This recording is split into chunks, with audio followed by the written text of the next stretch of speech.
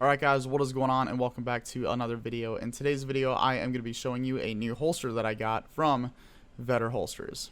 Earlier this year, I bought this new Canik Mete MC9, and I did not have a holster for it, and Vedder Holsters did send me this holster for review, so I'm going to be talking about it today because this setup here is exactly what I was looking for. Now, just to be completely transparent with you guys, Vedder Holsters did send me this holster. I did not pay for it, but that is not going to change my opinion on this holster. And also, probably an even bigger disclaimer, I don't know everything when it comes to holsters.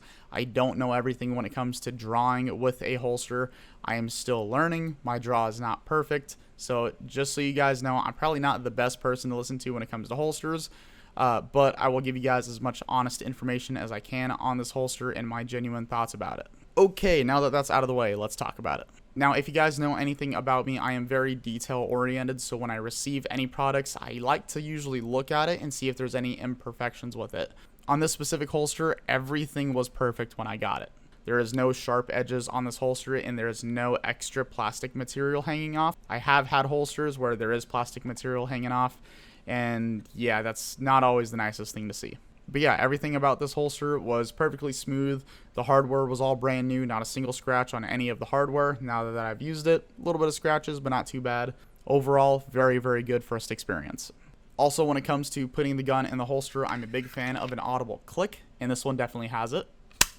Okay, now that we've talked about that, let me show you guys the adjustment that this has.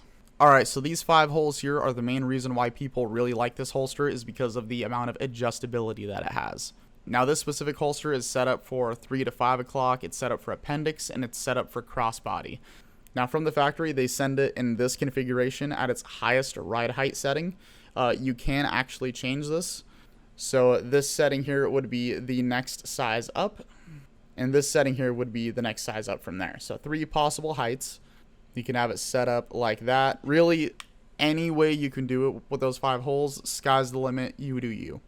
Now, that is the main selling point behind this holster, but not only that, it's also the amount of adjustment you have here. So you have 30 degrees of forward and reverse cant, which is super nice, allowing you to have this thing ride however you want. So you can mess with the height of the gun. You can also mess with the angle of the gun to have it set wherever you want. And that is the main selling point behind this specific holster. I'm a big fan of how simple it is because anybody can mess with it and understand how it works. It's not overly complicated. Now, I did take some notes on Vedder Holsters, and this is what I got. So, on Vedder Holsters, they have over 450 gun model options. They have 75 color options, as well as patterns. This holster does have a lifetime warranty. It has a 30-day money-back guarantee, so if you don't like your holster at all, send it back. You get your money back. I like that they have a 30-day money-back guarantee. In the past, I have ordered things and tried to send it back, and the company just comes back and tells me, nope, we won't take it back. You bought what you bought, and you're stuck with it. So I like that they will give you your money back if you don't like it. I did see that they have 6,000 5-star reviews, which is really, really good to know. I did skim through some of those reviews, obviously not all of them, and one of the main talking points about this specific holster was that it's extremely comfortable. As far as the thickness goes for this holster, it is 0.8 inches of Kydex, which is really good. You don't want it too thin where it's going to be flimsy and break easy. You don't want it too thick where it's just going to be big, bulky, and heavy. There's like a fine middle ground, and that's where this one sits.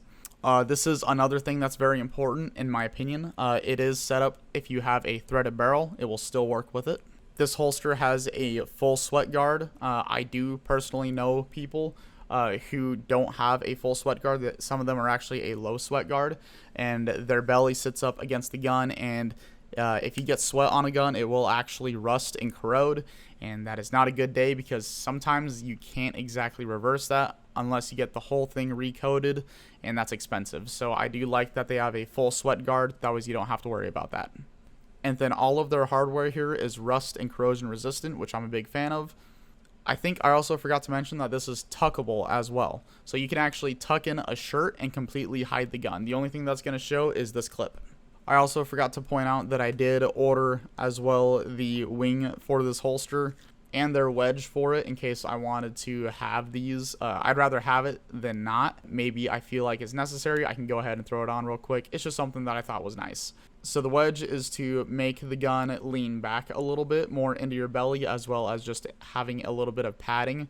That way it's not uncomfortable for you. And then the claw helps push the magazine side into your belly. It pushes up against your belt. That way it hides it a little bit better. So that's the reason why I got those.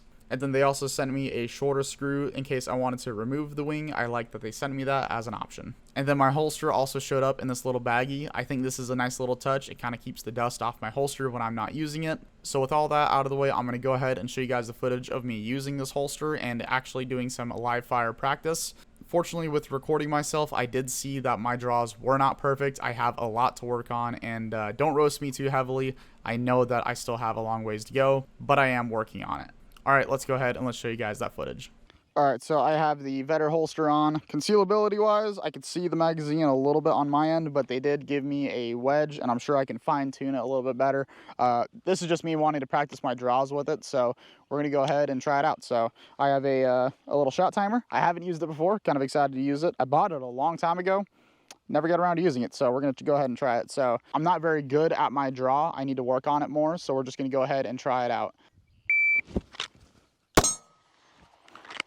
149, 141, 141, just over the left shoulder. Would have been a 147. Ah, it's not good grip. All right. Ah, I fucked up my grip again. All right, let's try that again.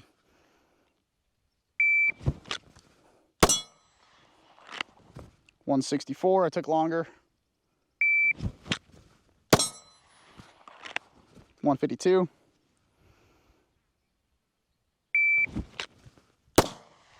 Just over the left shoulder.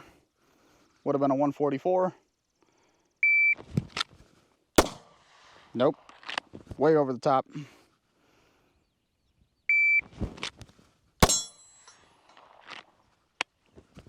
154.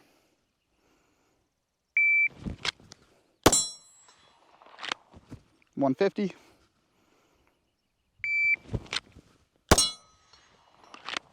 148. I'm out. 139. Messed up my grip. Yeah, you guys don't need to know the time on that one. Just over the top. Would have been a 148.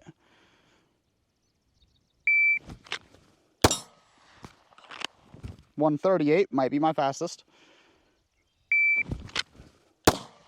I don't know how that missed. 137.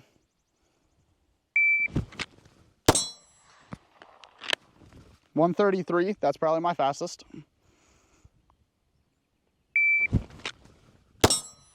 Messed up my grip, but I still got it. 149.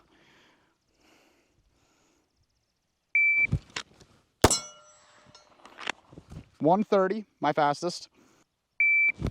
Nope, messed up. Messed up, I'm pulling that shirt back.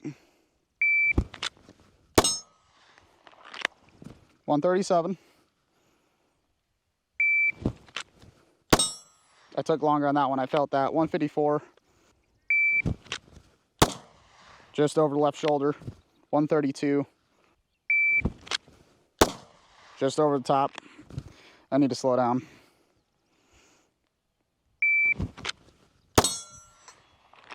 136.